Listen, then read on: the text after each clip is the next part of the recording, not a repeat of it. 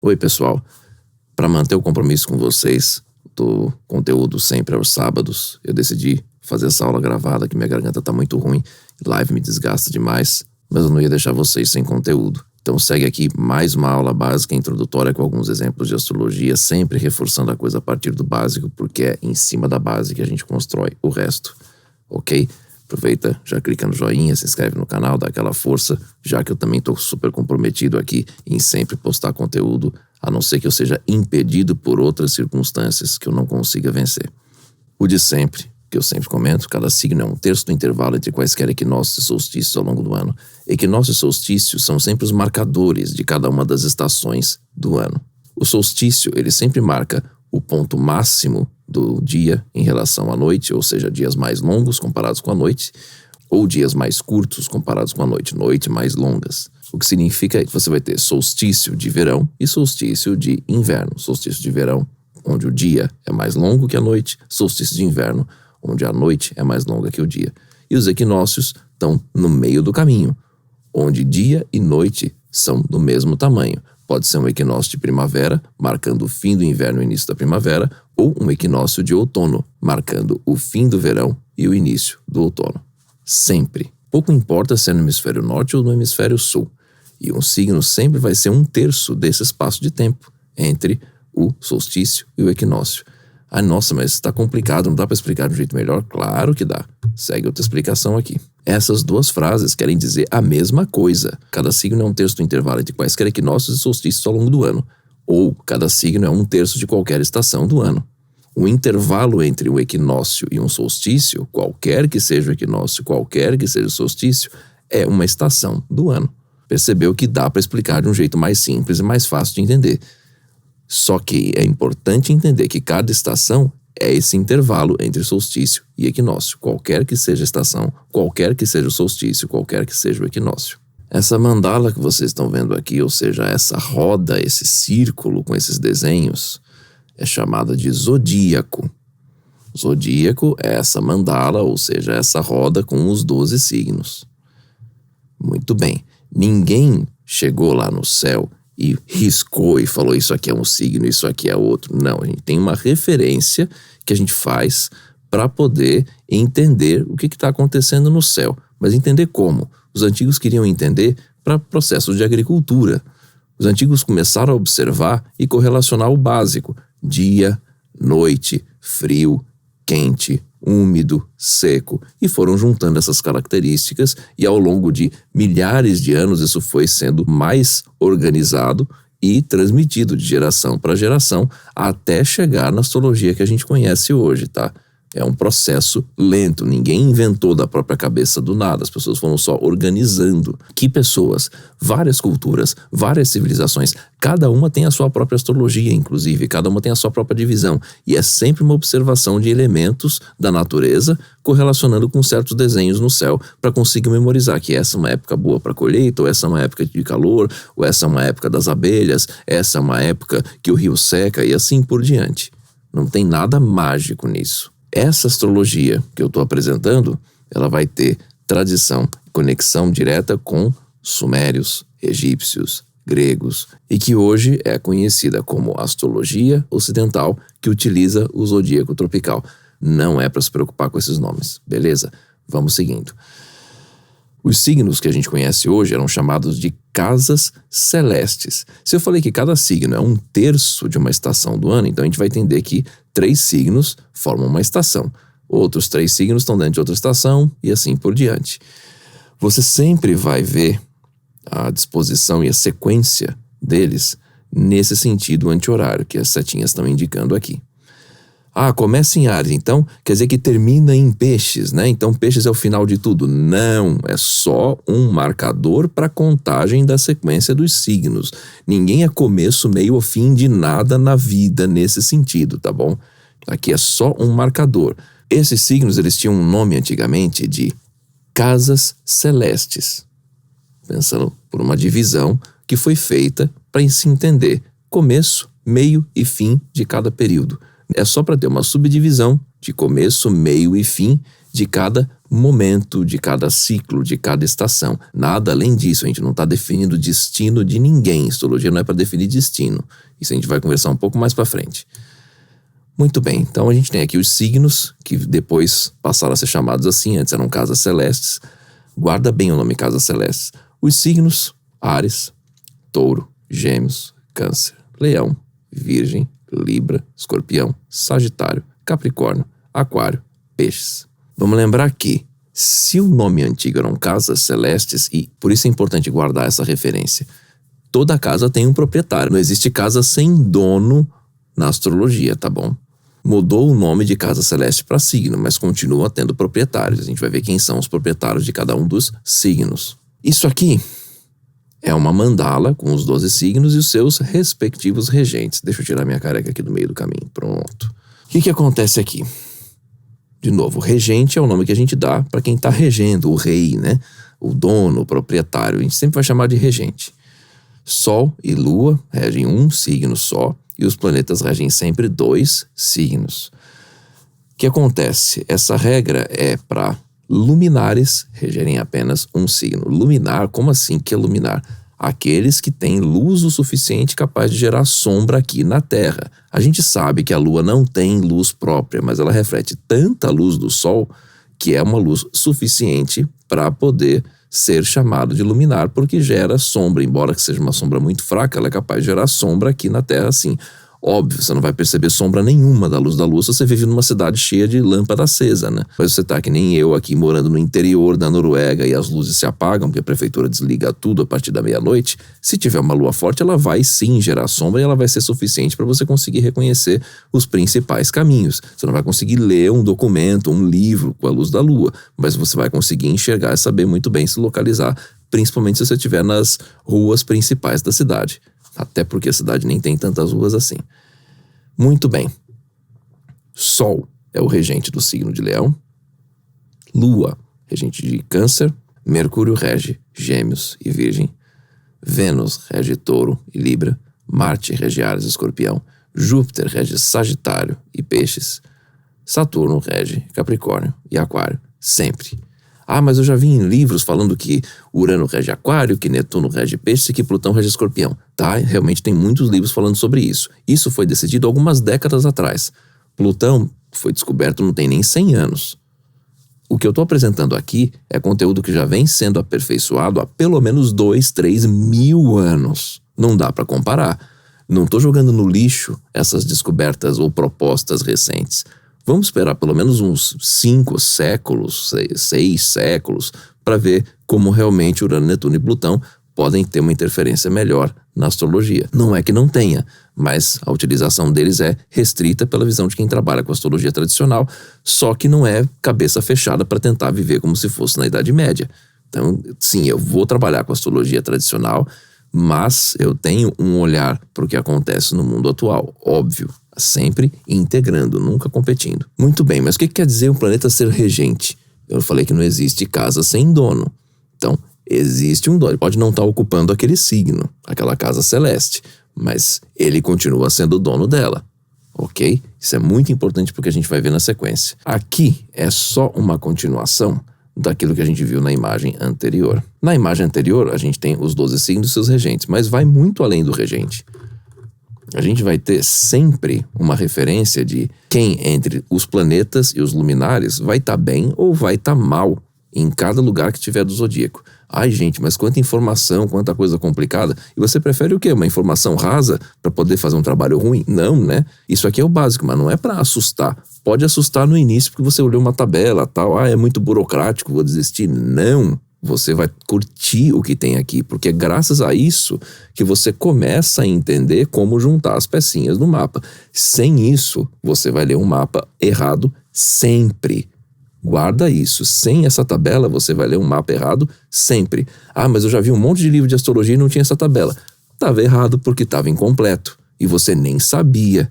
Então, em vez de reclamar, comemora que isso é conteúdo gratuito que eu estou compartilhando aqui. E se você quiser dar um print, não precisa dar um print disso daqui com a minha careca e com essa mão. Tem lá um post fixado com essa tabela no meu Instagram, sem a minha careca e sem essa mãozinha. Bom, vamos fazer uma revisão do que eu estava comentando. Eu mostrei a mandala com os 12 signos e aparecia lá. Áries, o regente é Marte. Assim como Escorpião, o regente também é Marte. Por quê? Porque ele está no seu próprio domicílio, ok? Mesma coisa, Touro, Vênus é o domicílio de Vênus. Gêmeos é o domicílio de Mercúrio. Mas por que domicílio? Porque ele está no domicílio, na sua própria casa celeste. Por isso que é importante entender a origem dos nomes. Porque algumas coisas ainda se mantêm, mesmo que outras tenham mudado o nome. Então é importante que a gente vai usar muito essa terminologia técnica para poder fazer análise, para poder juntar as peças da maneira correta. Senão vai misturar informação e ler errado. Câncer é o domicílio da Lua e assim sucessivamente.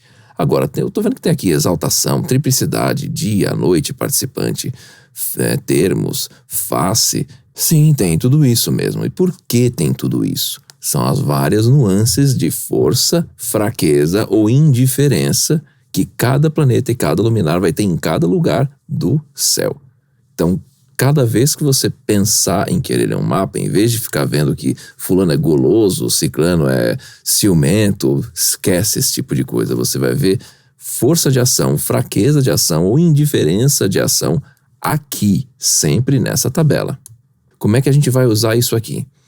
Vamos avançar um pouquinho mais, porque com o exemplo fica mais fácil de ver. Vamos pegar esse mapa aqui, que é um mapa X, um mapa qualquer. Essa pessoa não existe. Seria alguém que nasceu aqui no mês de julho de 2024. Mas não interessa porque não nasceu ninguém aqui, não tem criança recém-nascida aqui na minha cidade, de só 260 habitantes. E o que importa aqui é a gente ver as informações que aparecem no mapa. Muito bem, por onde a gente começa? Eu tô vendo que a pessoa tem o Sol ali em Leão, ela é leonina, né? Esquece isso não serve para nada na análise. Isso vai ser um complemento que talvez tenha alguma importância depois. A gente tem que ver pelo ponto de partida. O ponto de partida é o ascendente. Já ouvi falar nisso, mas o que é ascendente? Então vamos voltar uns 2 passos aqui para entender. Do mesmo jeito que existem as casas celestes, que são os signos, existem as casas terrestres, que hoje são chamadas só de casas astrológicas. Então, mesma sequência para os signos. Vai ter aqui casa 1, que é esse pedaço aqui, casa 2, casa 3, casa 4, casa 5, casa 6, 7, 8, 9, 10, 11 e 12. Nossa, tem umas que são maiores e outras que são menores. Isso acontece principalmente aqui na Noruega, que está bem distante do Equador. Quanto mais próximo dos polos, mais distorção no tamanho entre as casas vai existir. Mas o que isso interfere? Nada. Na prática, nada. As casas continuam tendo sempre a mesma importância. Mas o que significa isso? Calma que a gente primeiro tem que entender como começa a contagem das casas. A casa 1, que é o ponto mais importante do mapa, é sempre esse ponto que aqui nesse desenho está marcado pela linha vermelha. Tem alguns outros desenhos de mapa que vão ter uma setinha marcada aqui para fora, outros vão ter escrito ASC, que é a abreviatura de ascendente. Tem mudanças nos desenhos. Mas por que não é padrão? Não é porque não é, do mesmo jeito que não são todos os carros iguais, mas carros costumam ter 4 rodas, pneu, volante, o banco do motorista, banco do passageiro, às vezes banco de trás, bagageiro, às vezes não. Mas tem um monte de carros diferentes, vai ter um monte de desenhos diferentes, desde que você consiga entender um padrão deles, é o que mais importa, tá? Então não fica se prendendo a detalhes. Só expliquei antes que alguém viesse perguntar, porque tem sempre alguém querendo perguntar esse tipo de coisa. Já viu mapa diferente? Sim, se o mapa for um triângulo, um pentágono ou uma outra coisa toda amassada em forma de parafuso, aí vai ser uma coisa diferente de entender realmente fora do padrão. Mas não é o caso aqui. Essa linha vermelha, horizontal aqui, é exatamente horizontal, ela define o horizonte. Tudo que está para cima dela, tudo que está para cima do horizonte no céu. Tudo que está para baixo dela, tudo que está para baixo da terra. Está para baixo do horizonte. O lado esquerdo representa o ascendente, ou seja, o nascente, porque tudo que está ascendendo é tudo que está subindo no horizonte, por isso ascendendo. Ascender é igual subir. Muito bem, e aqui do lado oposto do ascendente a gente tem o poente, ou descendente, tá bom? O ascendente é a cúspide da casa 1. Cúspide, o que significa cúspide? Cúspide é o nome que a gente dá para essas linhas que dividem as fatias da pizza. Mas uma pizza dividida com pedaços de tamanho diferentes. Mas só isso. De qualquer forma, o importante é saber que as cúspides são as linhas que dividem as casas, ou seja, as fatias dessa pizza, digamos assim. Sempre bom dar exemplo com comida, fica mais fácil de entender. Ok, então a casa 1 vai começar aqui na cúspide do ascendente e vai terminar na cúspide da casa 2, que começa ali na cúspide dela e termina na cúspide da 3 e assim sucessivamente. Repara que o ascendente, que é a cúspide da casa 1, ela está ali nesse ponto, que é o signo de Sagitário. O que isso significa? Significa que a gente tem que voltar lá para a tabela para saber quem é o regente do ascendente. Mas vai ter que fazer isso com todas as casas? Óbvio que sim. Você quer informação com conteúdo útil ou você quer informação rasa que não serve para nada? Eu acho que você está aqui porque você gosta de conteúdo. E para você conseguir fazer uma análise do mapa, tem que ver isso planeta por planeta, luminar por luminar, casa por casa. É chato? Não, é gostoso você começar a pegar tanta informação assim, útil. Não um monte de informação só para ficar massageando o ego de cliente. Isso não serve para nada. O importante é informação útil, saber se algo é fácil, se algo é difícil, que momento que é fácil, que momento que é difícil na vida da pessoa, para os mais diversos assuntos da vida. Finanças, carreira, mudança de país, mudança de casa, esse tipo de coisa que é para a gente ver na astrologia graças a essa tabela que vai mostrar se é favorável ou não. E detalhe, se não for favorável não quer dizer que é impossível, só quer dizer que a pessoa tem que fazer muito mais esforço porque é mais difícil aquele assunto, aquele tipo de situação para aquele mapa daquela pessoa. Muito bem, a gente viu que o ascendente é Sagitário. A gente vai aqui na coluna dos signos e procura por Sagitário. Domicílio Júpiter, ou seja, o regente do signo de Sagitário é Júpiter. Então vamos voltar lá para o mapa e procurar onde está o Júpiter. Ele é o ponto de partida do mapa. O regente do mapa é sempre o regente do ascendente, tá? A gente sempre vai olhar para o regente do ascendente. Muito bem, o que a gente tem a partir desse desenho aqui? Vamos procurar onde está o Júpiter, que é aquele desenho, aquele símbolo que parece com o número 4. Ele está aqui, do lado oposto do ascendente. Ele está próximo do descendente. É um Júpiter em Gêmeos. Tá, mas o que isso significa? Vamos voltar para a tabela e saber se ele está forte ou se ele está fraco. Como é que a gente vê isso? Um planeta no seu domicílio é a força maior. Então, um Marte em Áries, uma Vênus em Touro, um Mercúrio em Gêmeos, uma Lua em Câncer e assim sucessivamente, todos estão nessa coluna laranja aqui, eles estão muito fortes, se for o caso. O Júpiter, ele está em Gêmeos, que é domicílio de Mercúrio. Então, ele não está no domicílio, não está tão forte assim. Não está na exaltação, que até parece muito forte, mas não é tão forte assim. Não está na triplicidade diurna, que é a triplicidade do dia. Não está na triplicidade noturna, que é a triplicidade da noite. Opa, está na triplicidade participante. Ok, ele tem alguma força, uma força boa, a triplicidade está bem. Vamos lembrar, recapitulando. Domicílio é o máximo da força. Exaltação parece mais forte do que o que realmente é, mas ainda é bem legal. Triplicidade, tá tudo certo, tá tudo ok. Não é aquela força fantástica de ação, mas nada faz falta ali. Dá conta do recado tranquilo. Que bom, o Júpiter tá ali. Então não precisa ver mais nada. Claro que precisa, tem que ver tudo, sempre, porque podem ter umas surpresas e nesse caso tem. Muito bem, o Júpiter tá em que posição? A gente vai ver aqui que ele está em 14 graus e 52 minutos de grau. Os graus se dividem em 60 minutos e cada minuto se divide em 60 segundos. Sim, a contagem do tempo vem por aí, por geometria, tá? Se você não viu isso na escola, aproveita para tirar uma casquinha e ver isso aqui. Muito bem. Júpiter em Gêmeos, 14 graus, 52 minutos. O que a gente faz com isso? Volta para a tabela. Agora a gente vai em Gêmeos, em 14 graus e 54 minutos. É 54 ou 52? 52, desculpa. 14 e 52. Você vai ver aqui que em Gêmeos, de 0 a 6 são os termos de Mercúrio. De 6 a 12 são os termos de Júpiter, mas Júpiter está em 14. Então ele já não está mais nos próprios termos, ele está ali entre 12 e 17, ou seja, está nos termos da Vênus, tá? Mas o que quer dizer termos? É aquele mínimo básico para tá tudo ok, assim, mas é fraquinho, não é uma dignidade forte, não. Ele está em 14, pena. Se ele tivesse de 0 a 10, ele teria uma face. Face é uma dignidade mais fraquinha ainda e às vezes até meio que movida por desespero, assim, tipo, tô aqui para não morrer de fome, faço qualquer coisa para não perder esse único pedaço de pão que me deram. Só para você conseguir ter uma ideia qual é o nível de força de expressão pessoal, ou seja, praticamente nenhuma, tá meio que refém de alguma condição. E vai lutar com todas as forças para conseguir manter pelo menos aquela condição e não se perder totalmente. Ok, mas não é o caso. Ele está aqui entre 10 e 20, ele está em 14,52. Muito bem, então está na face de Marte. O que significa que esse Júpiter ele tem só dignidade por triplicidade participante, que é uma dignidade boa. Opa, mas eu vi um problema, ele está em exílio. Lembra que eu falei lá que ele está no signo oposto? Ele está ali na casa 7, em Gêmeos, que é o signo oposto de Sagitário. Quando um planeta está no signo oposto ao que ele rege, ele está no próprio exílio.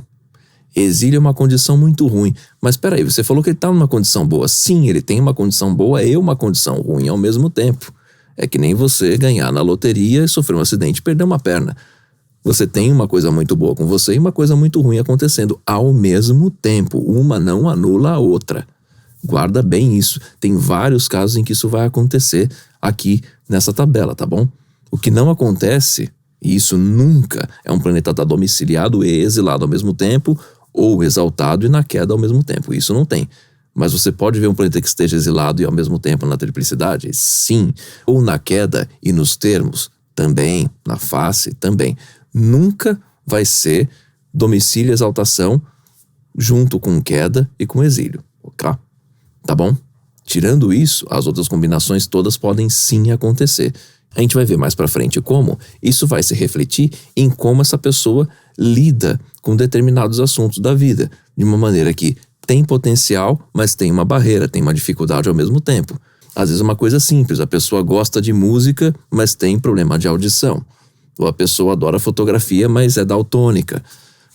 As coisas coexistem, por mais que isso gere tensão interna. E saber olhar para essa tabela é justamente buscar por onde existem essas tensões internas para a gente conseguir entender melhor quais são os desafios para poder lidar na vida, sabendo que é isso que a gente tem que se preparar para superar. Bom, se a gente viu isso do regente do ascendente, que é o ponto de partida do mapa, a gente tem que ver o próximo ponto, que é a Lua. Lua é sempre o copiloto do mapa. A Lua está aqui, em Leão, 2 graus e 48 de Leão. Volta para a tabela. Nossa, sério, mas é muito lento fazer assim? Não, não é muito lento. É lento porque eu estou explicando um passo a passo. Se você começa a treinar com isso depois de 100, 200, 300 mapas, eu duvido que continue lento. Ah, mas vai demorar muito para fazer isso só se você for lento para estudar. Quanto mais disposição você tem para mexer com isso, mais experiência você ganha. É a mesma coisa que aprender a falar uma outra língua. No começo parece tudo difícil, os sons são diferentes e tal, só porque você nunca viu. Com o tempo você se familiariza e aí os resultados vêm mais rápido e a sensação de que está ficando mais fácil. Muito bem, vamos seguir. A Lua está em Leão. Leão, domicílio do Sol, não exalta ninguém, triplicidade diurna do Sol, noturna de Júpiter, participante de Saturno, termo não tem nenhum para a Lua, face não tem nenhum para ela, exílio de Saturno. Nossa, a Lua não aparece aqui em lugar nenhum. O que acontece? Ela está no que a gente chama de peregrina. Isso é ruim? Não necessariamente. Isso é bom? Também não. Ela está neutra, que nem um figurante. Você lembra do rosto de algum figurante de um filme? Aquele que apareceu fora de foco, de costas? Não, né? Mas estava lá, compunha a cena, era importante para a cena, mas não era ponto de destaque. Agora vamos traduzir isso para informação mais prática. O que é o regente do ascendente que a gente viu? Aquele Júpiter que tem triplicidade, mas está exilado. O regente do ascendente ele vai ser o responsável pela cabeça, pelas ideias e pela saúde física da pessoa. Ah, então dá para fazer diagnóstico? Não, a astrologia não dá diagnóstico. A astrologia só mostra índice de facilidade ou dificuldade. Se a pessoa tem uma cabeça que é boa, mas é ruim, uma saúde que é boa, mas é ruim, como é que a gente vai traduzir isso na prática? A pessoa, de repente, tem lá a disposição de querer cuidar da saúde, mas volta e meia tem algum problema. A pessoa tem uma cabeça legal, mas de vez em quando se distrai e faz alguma bobagem. É esse tipo de raciocínio que a gente vai chegar. Mas como que a gente chega nessa conclusão? Capacidade de abstração, porque isso aqui é uma linguagem simbólica, isso aqui não é uma linguagem científica de jeito nenhum. Não sei por que tem gente que insiste em querer chamar a astrologia de ciência. Não é, a gente trabalha com uma linguagem simbólica, portanto ela é subjetiva. Agora, dá para você tirar algumas conclusões a partir disso, e essas conclusões têm que ajudar a pessoa a a poder lidar melhor consigo mesma nos mais diversos assuntos da vida. Então essa informação para a saúde, por exemplo, é super importante. A pessoa já vai saber que por mais que ela cuide da saúde, volta e meia ela vai tomar alguma rasteira, vai adoecer por alguma outra coisa que ela achou que tinha cuidado, mas não cuidou, e coisas nesse sentido. Ou seja, sempre vai haver um certo ponto cego quanto às próprias ideias, os pensamentos e a saúde e o corpo físico. E a questão do emocional, que é a lua. A gente já viu que a lua está peregrina. Uma lua peregrina, um emocional peregrino, significa que a pessoa tem alguma dificuldade de trabalhar, de lidar, de compreender as próprias emoções. Agora, isso não é uma sentença. Isso só significa que, se essa pessoa buscar ajuda psicológica para conseguir aprender a lidar melhor com isso, ela supera essa dificuldade. Nenhuma dificuldade no mapa, ela é um destino. É que nem furar o pneu do carro. É um destino? Não. Desde que você tenha step, desde que você saiba trocar e tenha as ferramentas para trocar o pneu do carro. Agora, se você não tem ferramenta, não sabe trocar, não tem step, aí acaba sendo um destino. Só que um destino por conta da sua irresponsabilidade ou da sua incompetência em lidar com a situação. A situação, ela é um desafio. O desafio só vira um problema quando você não sabe dar conta do desafio. Para que serve a astrologia, então? Para você entender quais são os desafios, para então se preparar e saber dar conta do desafio e superar o desafio. Essa é a ideia. Qualquer outra coisa além disso, ou não é astrologia, ou vai ser no máximo um bônus. Nada além. Então, assim, ficar esperando quais são os números da loteria, esperar que o destino vai ditar qual é a sua vida, esquece, vai morrer esperando. Então, bom, a gente já tem aqui uma ideia do que fazer. Vou comentar por alto só alguns assuntos aqui, porque também isso aqui vai estender demais e eu não quero forçar minha garganta. O que vai aparecer aqui? Lembra que eu falei, isso aqui são as casas terrestres. Cada casa terrestre vai falar sobre um assunto da nossa vida. A casa 1 vai falar sobre a saúde e o corpo físico. A casa 2 vai falar sobre o que a gente ingere, a nossa relação com os nossos bens móveis. A casa 3 vai falar sobre irmãos, vizinhos, pequenos deslocamentos, sistematização, bancos de dados, burocracias. Casa 4 vai falar sobre nossa família de origem, nossos bens imóveis, nossos terrenos, a nossa moradia, mesmo que não seja nossa, mesmo que seja só alugada. Casa 5 vai falar sobre prazeres, filhos, sexo, diversões, processo criativo e legado que se deixa no mundo. Casa 6 vai falar de problemas que a vida joga no teu colo, doenças, funcionários, animais de pequeno porte. Casa 7 vai falar das relações interpessoais, ou seja, os relacionamentos, tanto a relação afetiva quanto a pessoa que você deu bom dia na rua. Tudo isso vai cair aqui na casa 7. É o outro com quem você interage. Então pode ser o comprador de algo que você está vendendo, ou o vendedor de algo que você está comprando, ou a pessoa com quem você entra em conflito também, que você está numa disputa judicial. Casa 8, morte, dívidas, perdas e heranças. Casa 9, viagens para lugares distantes, outras culturas, espiritualidade, estudos aprofundados, ambiente universitário. Casa 10, carreira, trabalho, chefes, figuras de poder. Casa 11, amigos, salário, que é o dinheiro que vem do trabalho, confiança. Casa 12, desconfiança, animais de grande porte ou animais selvagens, paranoias, prisões, cativeiros, tortura e sofrimento. Muito bem, cada casa vai abrir num signo. Então já entendeu o que é para fazer, né? Se a gente já viu que a casa 1 abre em Sagitário, que o ascendente Sagitário é o Júpiter, vamos ver agora a casa 2. Vai falar das finanças que a pessoa ingere. Casa 2 abre aqui em finalzinho de Capricórnio. O regente é... Vamos voltar lá para nossa tabelinha. Gente, mas é assim? Sim, é assim. Quem pular essa etapa na leitura de mapa está lendo errado. De novo. Ah, mas a pessoa falou umas coisas e serviu para mim. Tudo bem, eu posso falar para você. Olha, você tem um rosto com 2 olhos, um nariz, uma boca, uma testa, às vezes tem cabelo, às vezes não. Vai servir para você? Vai servir. Não quer dizer que isso é útil. Então, assim, vamos atrás de informação útil, que seja mais específica. Muito bem, a gente viu que a casa 2 abre em Capricórnio. Capricórnio está aqui. O regente é Saturno. Vamos atrás de quem? Vamos atrás do Saturno. Saturno tá onde? Tá como? Nossa, mas ler um mapa é muito trabalhoso. Não, porque essa é a primeira vez, talvez você esteja vendo isso uma das primeiras vezes. De novo, depois que você lê 100, 200, 300 mapas, é óbvio que você vai fazer isso muito mais rápido. É só questão de experiência, do mesmo jeito que aprender a falar uma outra língua. Deixa eu ajeitar melhor a imagem aqui na tela, pronto. Ok. A gente entrou aqui, então vamos pegar o Saturno. Ele está onde? O Saturno está aqui em Peixes, na casa 2. Não é, Célio, mas aí eu não entendi. A casa 2 não abre em Capricórnio? Como é que tem Aquário e Peixes dentro da casa 2 e a 3 só abre em Áries? Tá, Aquário e Peixes estão interceptados dentro da casa 2. Nossa, e o que acontece? Nada, eles estão dentro da casa 2. Fim, nada além disso. Tem gente que faz um drama por conta disso só porque nunca viu um mapa deformado, digamos assim, né, com essas casas tão desiguais. Normal, principalmente em lugares mais frios. Como eu vivo aqui na Noruega já há quase 10 anos, então já me acostumei a ver mapas com casas muito maiores e outras muito menores. É normal, não cria barreira nenhuma para a leitura do mapa.